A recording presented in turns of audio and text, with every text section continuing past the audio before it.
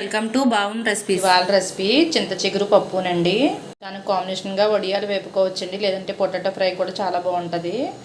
వేడివేడి అన్నంలో చింత చిగురు పప్పు వేసుకుని కొత్త ఆవకాయ కలుపుకొని తింటే చాలా అంటే చాలా టేస్టీగా ఉంటుందండి. మీరు కూడా ఒకసారి ట్రై చేయండి. ప్రాసెస్ ఏంటో చూసేద్దాం. మరి చిగురు పప్పు కోసం ముందుగా ఎర్ర కందిపప్పు 1 కప్పు తీసుకోవాలండి. అలాగే కందిపప్పు 1 కప్పు. ఇప్పుడు శుభ్రంగా వాష్ చేసుకోవాలి. శుభ్రంగా వాష్ చేసుకున్న తర్వాత 1 గ్లాస్ వాటర్ వేసుకోవాలి.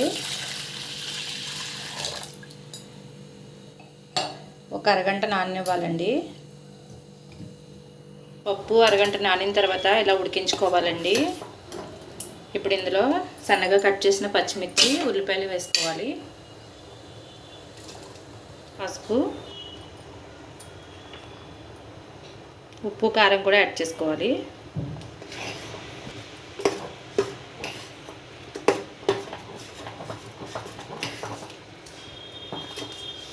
చింత చిగురు ఇలా లేతగా తీసుకుంటే టేస్ట్ బాగుంటుందండి. శుభ్రంగా వాష్ చేసుకున్న చింత చిగురుని కూడా యాడ్ చేసుకోవాలి.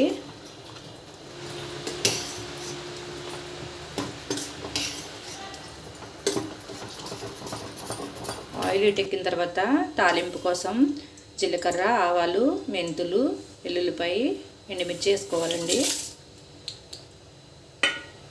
అలాగే కొంచెం కరివేపాకు కూడా యాడ్ చేసుకోవాలండి.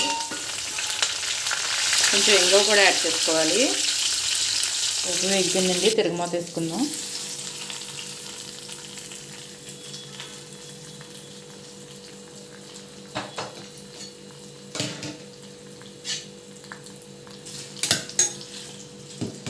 రెడీ అయిపోయిందండి పప్పు చింతకూర.